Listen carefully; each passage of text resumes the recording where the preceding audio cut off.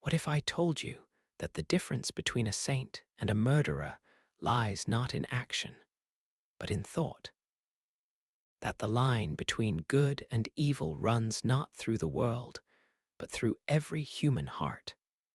Fyodor Dostoevsky didn't just write novels. He cracked open the skull of the human condition and exposed what lives inside. He didn't ask, "What is a crime?" He asked something far darker. Why does a man desire to kill at all? In Crime and Punishment, we meet Raskolnikov, not as a monster, but as a man. A student, intelligent and brooding. A thinker who believes he has outgrown the morality of the masses. He convinces himself that certain men, like Napoleon, are above moral law. That if a life stands in the way of progress, it may be removed like an obstacle. The murder he commits is not born from hate, but from an abstract idea theory about power, freedom, and consequence. And yet, the moment after the act, something irreversible happens, not in the world, but in him. The silence is not liberating, but suffocating. His mind's expansive walls started to shake from the weight of guilt he didn't think he was capable of experiencing. Dostoevsky understood that murder begins long before blood is spilled. It commences in the heart, in these quiet moments of pride, resentment, and alienation. Raskolnikov was not driven by passion, but by cold detachment. He imagined himself as a kind of god, standing outside the moral structure, capable of deciding who lives and who dies. But the murder didn't prove his greatness.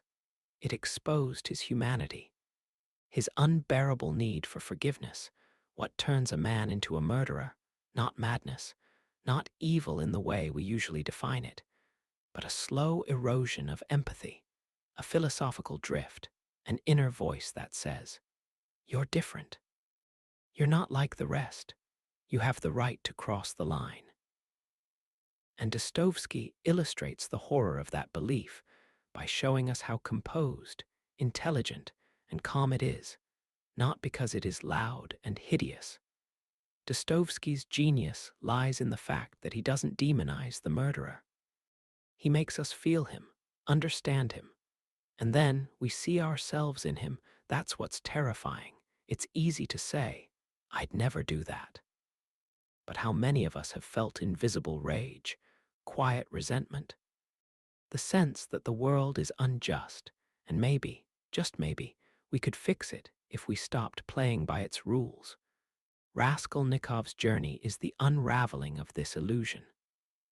At first, he sees murder as a philosophical test, but what he discovers is not a failure of logic, it's a failure of soul. He's not destroyed by society, a conscience he thought he had silenced, and then there's the brothers Karamazov, another murderer, another mind. But this time, Dostoevsky dives even deeper into the metaphysical abyss. In Ivan Karamazov, we meet the modern skeptic. Brilliant, tortured, logical. He asks, if God does not exist, then everything is permitted. And this question isn't rhetorical, it's deadly. Ivan's younger brother, Smerdyakov, listens. He takes Ivan's ideas seriously. Too seriously. When their father is murdered, Ivan realizes something chilling. His words were the weapon. You see, Dostoevsky's real insight is this: murder can be committed not just with knives, but with philosophies, with nihilism, with spiritual emptiness, with the cold conviction that existence is just matter and individuals are just patterns of biology. While the soul is denied, the body becomes dispensable. That's how ideology kills. Not with rage, but with reason devoid of reverence. In both novels, the act of murder is inseparable from a crisis of meaning. Raskolnikov kills to prove that morality is subjective. Ivan speaks as though morality is irrelevant. but both are haunted by what they tried to bury, the idea that human life is sacred, even when reason says otherwise. Dostoevsky was no moralist. He was a survivor. He faced death himself, stood before a firing squad, and was spared only seconds before execution. That moment changed him, shattered the arrogance of youth. It was after that brush with death that he began to understand the terrifying weight of freedom. Because freedom in Dostoevsky's world is both divine and dangerous. We are free to kill, free to lie, free to destroy. But that same freedom demands responsibility, not the kind imposed by law, but the kind that comes from within, from conscience, from soul. So what turns a man into a murderer? Dostoevsky's answer is brutally honest: the absence of inner life, the loss of awe for existence, the belief that reason alone is enough to guide a man. He shows us that the murder is never just about the act, it's about the metaphysical vacuum that allows that act to take root. And isn't that relevant today? We live in an age where logic is celebrated and emotion dismissed, where productivity is praised and soulfulness is ignored, where philosophy is seen as abstract and morality is seen as outdated. But what happens when we raise a generation that knows everything about science and nothing about suffering, about coding and nothing about conscience? Dostoevsky warns us, through fiction more real than non-fiction, that the real danger isn't the man who snaps, but the man who calculates, the man who thinks, plans, and theorizes, the one whose smile says, "I've thought it through."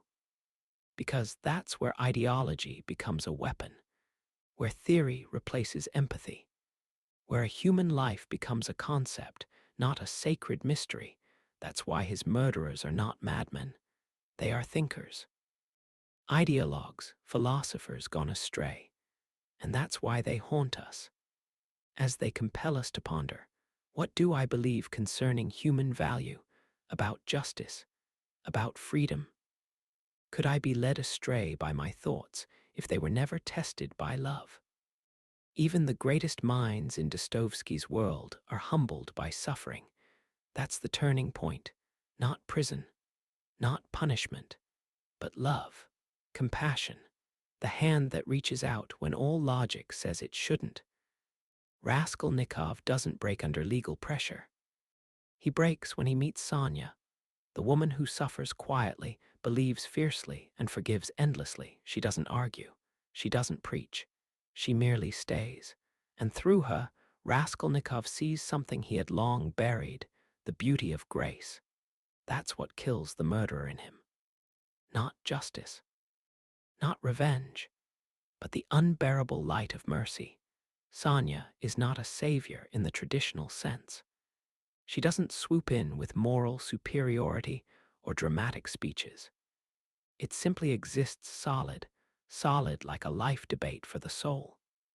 Her presence is what Dostoevsky believed could redeem even the darkest man. Not through ideology, but through love. Not through logic, but through living truth.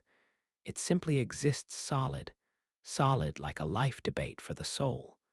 This is what modern psychology often misses. We dissect trauma, chart behavior, and analyze patterns. But Dostoevsky looks deeper. He tells us, a murderer is not just a product of environment or chemistry.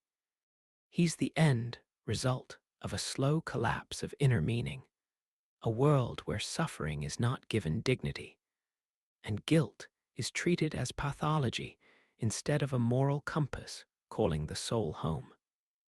Dostoevsky doesn't stop at the crime. He leads us to the silent moments after the unbearable aftermath. These psychological tremors ripple through the conscience.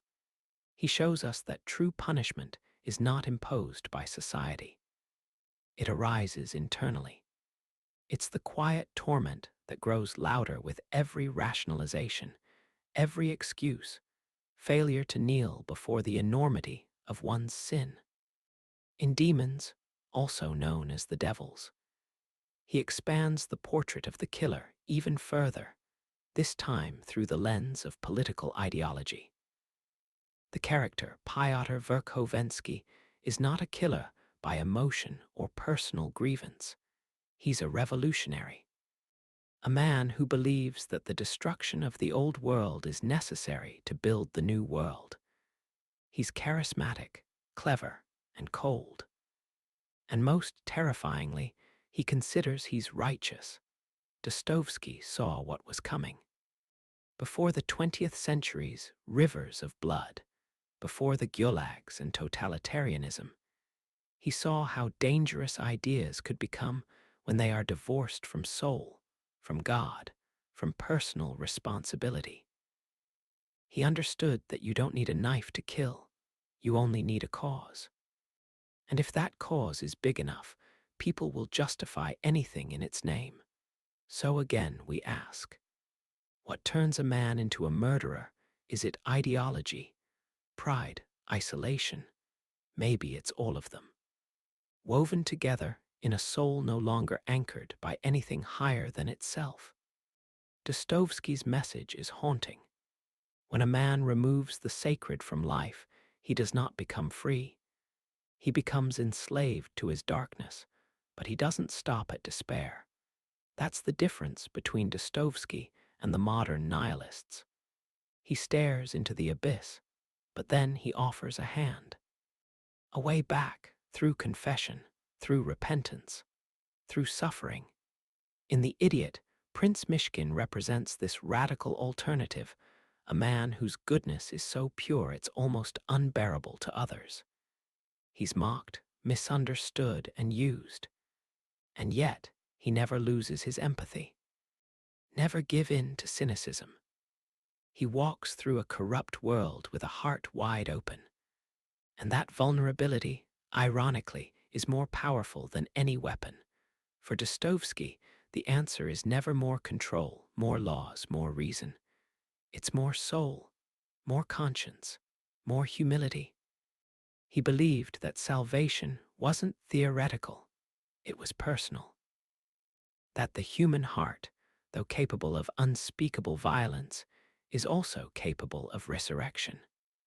Even in Notes from Underground, where we meet one of the most bitter, self-aware narrators in literature, there is still a glimmer of redemption.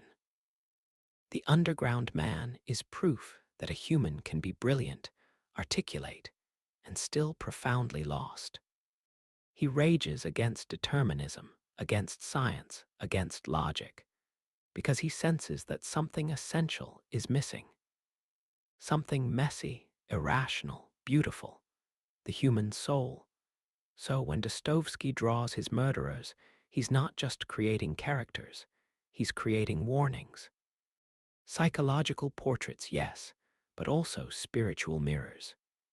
He asks us not just to analyze them, but to recognize them in ourselves, in our world, in the philosophies we flirt with, the beliefs we accept without testing their ultimate consequences.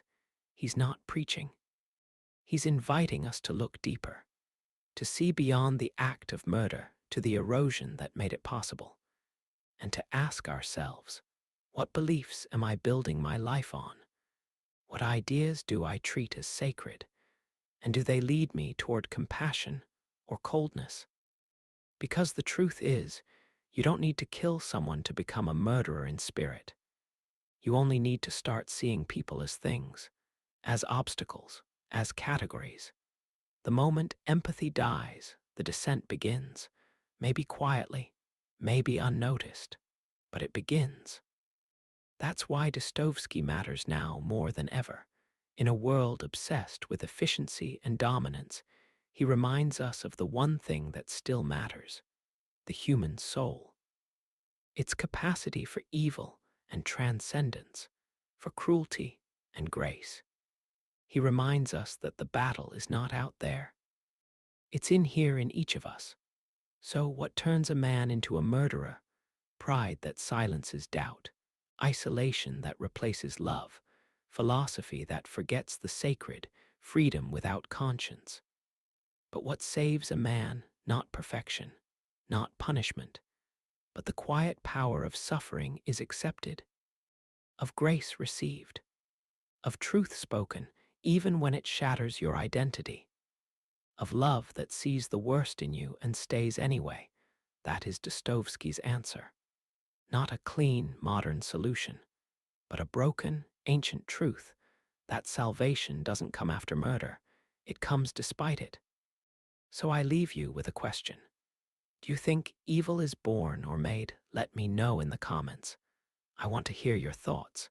And if this journey through the mind of Dostoevsky moved something in you, don't keep it to yourself.